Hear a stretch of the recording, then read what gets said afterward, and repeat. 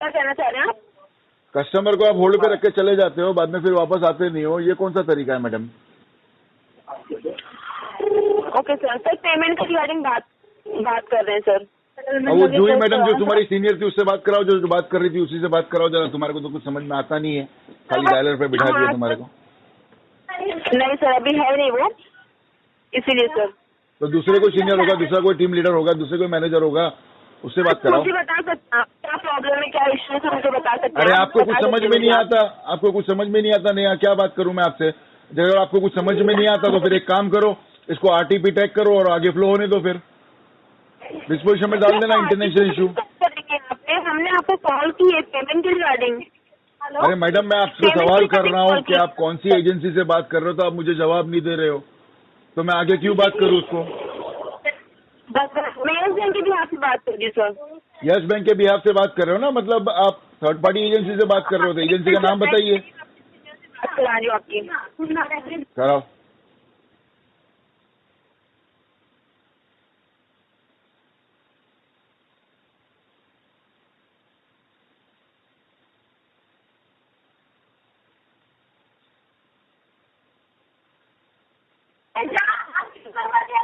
Hello hello, हाँ बोलिए sir, क्या हुआ? पेमेंट आपका बाकी करवाइए ना, क्या मतलब? भाई साहब, आपके घर वालों ने आपका नाम रखा है ना, आपका नाम तो बताइए पहला, कौन बोल रहे हैं आप?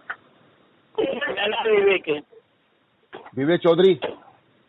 हाँ, विवेक जायसवाल नाम है मेरा। विवेक जायसवाल, कैसे हो आप? बढ़िया हूँ सर। आप पेमेंट का बोलिए ना सर, क्या इशू आ रहा है, क्यों नहीं कर रहे हो आप? देखो एक बात बताओ, मेरी अभी बात हो रही थी जूही मैडम से, उन्होंने कहा कि वो यस बैंक से बात कर रही है और कभी कहती है ऑन बिहाफ से बात कर रही है, तो मुझे समझ में नहीं आ रहा है, आप लोग कॉल कर रहे हो, एजेंसी से कॉल कर रहे हो या कोई बैंक से ही बात कर रहे हो या कोई एजेंसी से बात कर रहे हो, मुझे समझ में नहीं आ रहा है दोस्त। बैंक से बात कर रहा हूँ, तो इशू है तो आप ब्रांच में आ सकते हो। आपने नाम क्या बताया? विवेक? हाँ, विवेक जायसवाल। विवेक जी, आपकी आवाज बहुत कट रही है और पीछे से कुछ कुत्ते भौंकने की आवाज आ रही है, आप बराए करम थोड़ा साइड में आ जाए, उसके बाद में बात करें तो बात क्लियर है। अभी आ रही है आवाज बरोबर? हाँ अभी थोड़ा ठीक है, लेकिन पीछे से कुछ कुत्ते की आवाज आ रही है यार, लोगों को शांत कराओ यार। वो दूसरे कॉल पे है तो उनका छोड़ दीजिए, आप अपनी बात करते हैं। चलो चलो ठीक है। हाँ तो भैया बताइए, क्या है ये पर्सनल लोन है यस बैंक का? यस, आपका पर्सनल लोन है और आपका वो 4 महीने से EMI पेंडिंग हो गया। करंट मंथ का भी 8 तारीख को बाउंस हुआ। बराबर, सही बात है। अरे बोलो आगे जयसवाल जी। हेलो, अरे आगे बोलो, 4 महीने का बाउंस हुआ, आगे बोलो। हेलो, हाँ हेलो, हाँ, आवाज आ रही है जयसवाल जी आपको? फिर भाग गए तुम। अरे यार, बात नहीं करनी होती तो फोन क्यों करते आप लोग यार? हेलो बोल रहा हूँ, आपकी आवाज तो नहीं आ रही है। मैं हेलो हेलो तो बोल रहा हूँ आपको। आपको आवाज आ रही है मेरी अभी? अभी आ रही है। हाँ तो मैं ये कह रहा हूँ कि मैंने सुना आपने जो कहा कि 4 महीने का बाउंस हुआ, ये महीने की 8 तारीख को भी बाउंस हुआ, आगे बोलो। तो ये पेमेंट के लिए कि ये क्या करना है, आपको सेटलमेंट करना है या फिर ये आप कंटिन्यू करोगे, 4 महीने का पेमेंट क्लियर करोगी, क्या नहीं करना नहीं, है पेमेंट तो करना ही है बॉस, जब लोन लिए है तो फिर पैसा तो वापस लौटाना ही है, किसी भी हाल में लौटाना है, पेमेंट तो करना ही होगा ना बॉस। जी सर। हाँ तो बोलिए। अभी क्या आपको अभी क्या इशू आ रहा है? फंड इशू आ रहा है या जॉब नहीं है, क्या इशू है? दिक्कत ये है ना कि अभी कोई पैसे का बंदोबस्त हो नहीं रहा है, अभी फंड है ही नहीं, ठीक है, और अभी मेरे पास जॉब भी नहीं है, 4 महीने से जॉब पे नहीं हूँ और 4 महीने से पेमेंट नहीं हुआ है, तो उसकी वजह से फंड्स की बहुत दिक्कत हो रही है, तो पेमेंट तो हो नहीं पाएगा अभी। तो एक ही EMI करवाइए, 4 महीने और अगर 4 नहीं कर पा रहे तो एक तो करिए क्लियर, 4 में से एक तो क्लियर होगा। आपका एक्चुअली NPA हो गया है, NPA एक्चुअली बैंक को लॉस बुक करना पड़ता है ना, आपको पता ही होगा। ठीक है, NPA भले हो जाता है, इसको राउट ऑफ के बाद में भी मैं सेटल कर लूंगा, कोई दिक्कत नहीं है मुझे। अभी तो NPA हो गया है सर, आप अभी चाहे तो अभी करवा सकते हो सेटलमेंट। DPD कितना हुआ है? 89 डेज हुआ है ना, DPD तो 89 डेज हुआ है ना, जाने दो अभी फोर्थ बकेट में, विंटेज 4 में भी जाके मैं सेटल करा लूंगा इसको। 90 डेज प्लस हो गया। देखो जायसवाल जी, मेरी बात सुने, मैं बेकार में आपको PTP दूं और बाद में फिर बीपीटीपी हो जाएगा तो प्रेशर आपके ऊपर बढ़ेगा कि आपका पीटीपी कन्वर्ट क्यों नहीं हुआ। मैं बेकार मैं आपको पीटीपी क्यों दूंगा बताइए मुझे, जब मुझे पता है कि वो प्रॉमिस ब्रेक होने वाली है तो मैं आपको पीटीपी क्यों दूंगा। इसको एक काम कीजिए, उसको आरटीपी टैग कीजिए और आगे फ्लो होने दीजिए। ब्रेक करके मतलब ही नहीं है ना सर। वही तो मैं बता रहा हूँ ना, वही इसलिए तो मैं आपसे एकदम साफ साफ और सुथरी बात कर रहा हूँ कि भैया मुझे पता है कि इसका प्रॉमिस टू पे फेल होना है, इसका ब्रेक होना ही होना है, बीपीटीपी होना ही होना है, क्योंकि मेरे पास फंड्स नहीं है। तो मैं बेकार में आपको पीटीपी क्यों दूं। मैं बोल रहा हूँ ट्राई तो कर सकते हो, आप पीटीपी मत दो, आप ट्राई तो करो, जो हो गया उतना। एक बात बताइए जयसवाल जी, कोई भी ग्राहक हो, कोई भी कंज्यूमर हो, उसको क्या अपने सिबिल खराब करने का शौक आता है? उसको पेमेंट नहीं करने का शौक आता है? नहीं हो पाता है तभी पेमेंट नहीं करेगा ना वो, या उसको कोई शौक आता है? नहीं बताइए मुझे, कोई ऐसा कोई शौकिया तौर पे कोई करेगा क्या? डिफॉल्टर होते हैं, लोन लेते हैं, 6 EMI भरते हैं, उसके बाद नहीं भरते। तो इसमें तो केस अलग है ना, 6 EMI नहीं भरे गए भाई, 1.5 साल पूरा लोन भरा गया इसके ऊपर, उसके बाद में फर्क नहीं हुआ। अभी जॉब नहीं है तो मैं पेमेंट करना बंद कर दिया, बस नहीं है पैसा तो कहाँ से लाऊं। अभी आदमी के पास पैसा नहीं है तो ऐसा थोड़ी है कि उसको फांसी पे लटक जाना चाहिए या कुछ भी आत्महत्या कर लेना चाहिए ताकि पेमेंट दे दे। 4 महीने तो हो गए, अब मैं आपको 4 महीने में से 1 EMI मांग रहा हूँ, तो आपको उतना तो मैनेज करना चाहिए। ऐसे तो नहीं है आप सिविल खराब करना नहीं चाहते, मुझे पता है कि चलो आप अच्छे कस्टमर हो, आप सिविल नहीं खराब करना चाहते अपना। बिल्कुल करना चाहिए, बिल्कुल करना चाहिए। आप जो कह रहे हो जयसवाल जी बिल्कुल बराबर है, करना चाहिए, लेकिन कस्टमर को पैसा नहीं है तो क्या करेगा बताइए मुझे। सर वो थोड़ा बहुत तो आपको मैनेज करना नहीं, बिल्कुल नहीं हो पाएगा, बिल्कुल नहीं हो पाएगा ना, मैं बता रहा हूँ ना, बिल्कुल नहीं है पैसा, बिल्कुल भी नहीं हो पाएगा। इसको भले राइट ऑफ हो जाता, कोई दिक्कत नहीं, मैं राइट ऑफ के बाद में सेटलमेंट करा लूंगा, 2 पैसा मेरा भी बचेगा, कोई दिक्कत नहीं, इसको आगे प्रोसेस करो। आपका राइट ऑफ देखो, एनपीए होने के बाद अब ये राइट ऑफ में ही कंसीडर हो गया है। आपको सेटलमेंट आज जो दूंगा वो कल भी मिलेगा, परसों भी मिलेगा, वही। नहीं, या तो आप मुझे बेवकूफ बना रहे हो या तो फिर आपके पास नॉलेज पूरी नहीं है जयसवाल जी। अभी है डीपीडी 90 डेज, मेरी बात सुनो, अभी है डीपीडी 90 डेज, 90 डेज प्लस हो गया है तो फिर आप एनपीए में हो ही, एनपीए से तो एनपीए हो गया है, आपको टैग मार्क हो गया है। अब बैंक तो यही चाहेगी कि आपको वेवर देके यहीं पे क्लोज करा जाए, आगे उसका ये तो नहीं बढ़े, लॉस तो नहीं बढ़े। लॉस तो अभी 6 महीने बाद फिर से लॉस दिखाना पड़ेगा आपको, 100% लॉस दिखाना पड़ेगा। उससे अच्छा आज ही जो आ रहा है वो देके खत्म करेगा। अभी आप वेवर नहीं दे पाओगे ना उतना, 10% में सेटलमेंट करोगे तुम? अभी चलो मैं पैसे का बंदोबस्त करता हूँ। देखो राइट ऑफ होने के बाद भी 10% पे नहीं देगा। 1 सेकंड रुको। Dear customer, your KBNB। हाँ जयसवाल जी, सॉरी एक कॉल आ रही थी, बोलिए। 10 राइट ऑफ होने के बाद भी 1 साल बाद भी करोगे ना तो भी जो सेटलमेंट अमाउंट है वो सेम ही देने वाला है। कि बैंक अगर राइट ऑफ होने के बाद बहुत ज्यादा वेवर देगी तो मुश्किल है, क्योंकि मुझे राइट ऑफ भी हम लोग करते हैं, तो राइट ऑफ में भी हमको वही ऑप्शन है जो यहाँ पे है। जयसवाल जी मैं वापस बोल रहा हूँ, या तो आप मुझे बेवकूफ बनाने की कोशिश कर रहे हो या तो फिर आपके पास नॉलेज नहीं है। ठीक है, तुम तुम्हारा काम कर रहे हो, बराबर है, अच्छी बात है, लेकिन मैं आपको क्लियर बता देता हूँ जयसवाल जी। जो मैं अमाउंट जो बता दूंगा राइट ऑफ नहीं जयसवाल जी, मैं आपको क्लियर बता देता हूँ, इसके ऊपर कोई पेमेंट अभी हो नहीं पाएगी। ठीक है, इसको आप आरटीपी डाल के टैग कर दो, कोई पीटीपी, कोई कॉल बैक, कुछ भी नहीं होगा इसके ऊपर, ओनली आरटीपी होगा और उसके अलावा और कुछ भी नहीं होगा।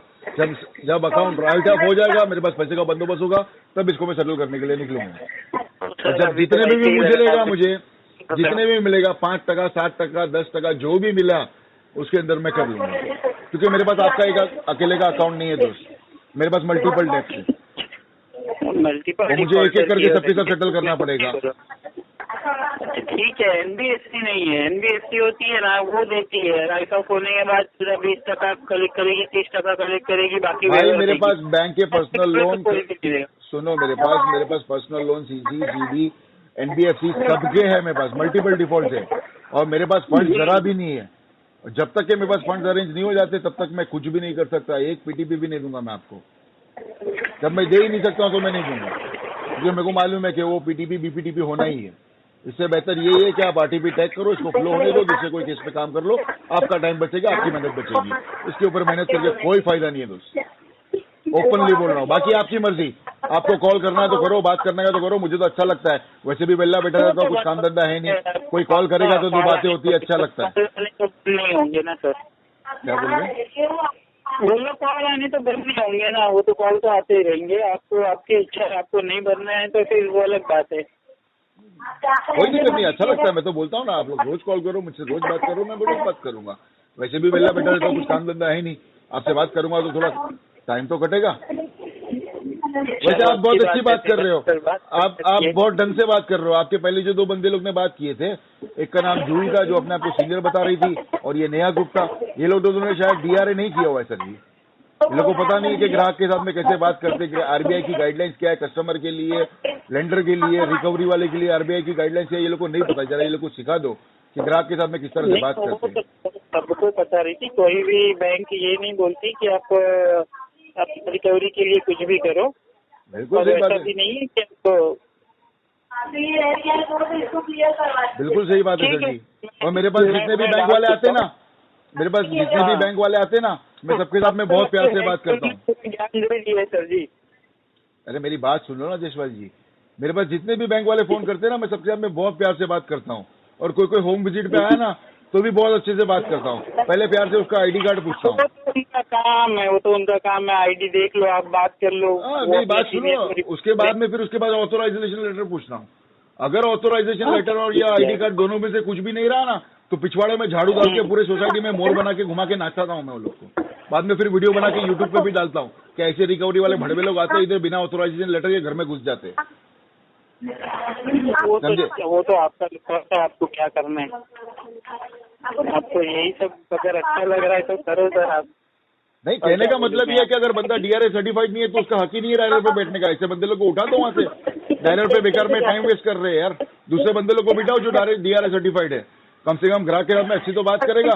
ऐसे बात करेंगे तो जो पेमेंट करने वाला रहेगा वो भी नहीं करेगा कि नहीं करता, जाओ उखाड़ ले जो उखाड़ने गए। क्या करेगा?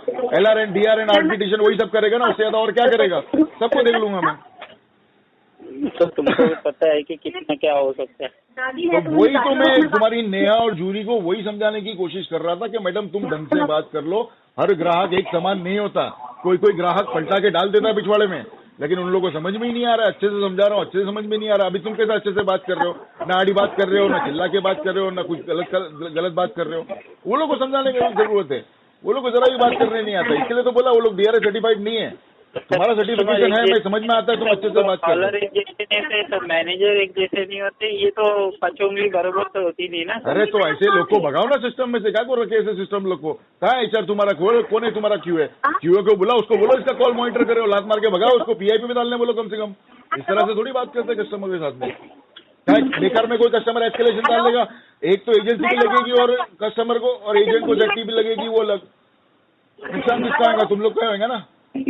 सोल्यूशन तो आते रहता है, वो बड़ी बात नहीं है आज के डेट में। कभी कभी बड़ी बात हो जाती है, कभी कभी बड़ी बात हो जाती है। अगर कोई जानकार आदमी ने अगर RBI में एस्केलेशन डाल दी ना, तो एजेंसी को ताला भी लगता है।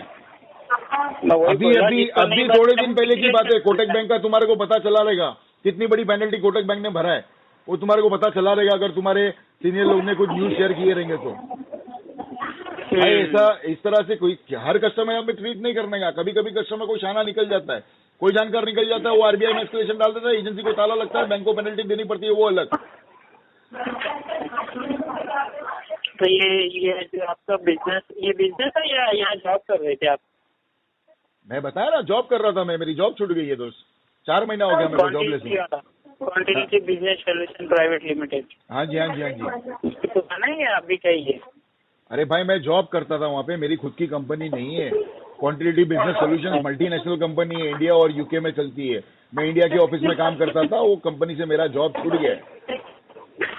तो अभी देखिए जॉब देखिए 4 महीने होते, दूसरा जॉब तो पकड़िए। अभी एक इंटरव्यू दिया हूँ मैंने, एक एजेंसी है वहाँ पे इंटरव्यू दिया हूँ मैंने, और बातचीत चालू है। अगर सर हाँ बोल देंगे तो चले जाऊंगा वहाँ पे। बहुत बड़ी एजेंसी है सर। एजेंसी मतलब? हाँ एजेंसी है, लोन डिस्ट्रॉयर करके एक एजेंसी, आप यूट्यूब पे सर्च करो, लोन डिस्ट्रॉयर। उनके CEO का नाम है हर्ष। ओके। हाँ जी, वहाँ पे जॉब की बातचीत चालू है। मैंने इंटरव्यू दिया, first round of interview clear हो गया है, अभी सेकंड राउंड और थर्ड राउंड बाकी है। आप यूट्यूब पे सर्च कर लो, अगर यूट्यूब का एक्सेस है तो यूट्यूब सर्च कर लो, लोन डिस्ट्रॉयर। हर्ष करके एक पतला दुबला लड़का आएगा, सीईओ है वो कंपनी का, बस वहीं पे बातचीत चालू है। अब भगवान की कृपा रही, ऊपर वाले की दया रही तो मेरा वहाँ पे जॉब लग जाएगा, तो मैं वहाँ पे काम पे लग जाऊंगा।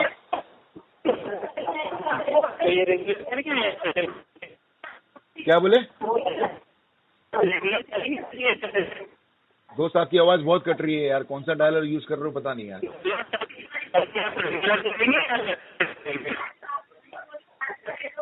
दोस्त सही बोल रहा हूँ, आपकी आवाज बहुत इसको लोन को या सेटल करके क्लोज करोगे? जब पैसा आएगा तभी पेमेंट करूंगा ना दोस्त। अभी तो देखो मैं तुम्हारे को एकदम स्ट्रेट फॉरवर्ड बात करता हूँ, 6 महीने तक का तो 1 रुपए की उम्मीद मत करना, क्योंकि मेरा मल्टीपल डेप्थ है। एक एक करके सब मुझे क्लोज करके सेटल करके क्लोज करना पड़ेगा, उसके अलावा मेरे पास कोई ऑप्शन नहीं है। जितनी आवक थी उससे ज्यादा मैंने डेप्थ ले लिया हूँ, तो अभी मेरे पास कोई ऑप्शन नहीं है सिवाय वेट करने के। उसके बाद में फिर राइट ऑफ होने के बाद में एक एक करके सबको सेटल करूंगा। बाय द टाइम मुझे वेवर भी अच्छा मिलेगा, भले विंटेज 4 में जाता, विंटेज 5 में जाता, बल्कि मुझे वेवर वो टाइम पे और अच्छा मिलेगा। 5%, 7%, 10% पे भी मुझे वेवर मिल जाए, मतलब प्रिंसिपल पे मुझे सेटलमेंट मिल जाएगा, उसको मैं क्लोज कर दूंगा वो टाइम पे। ठीक है, चलो ठीक है। अभी इसको आप BNT डाल दोगे? छोड़ दीजिए, चलो रखता हूँ मैं।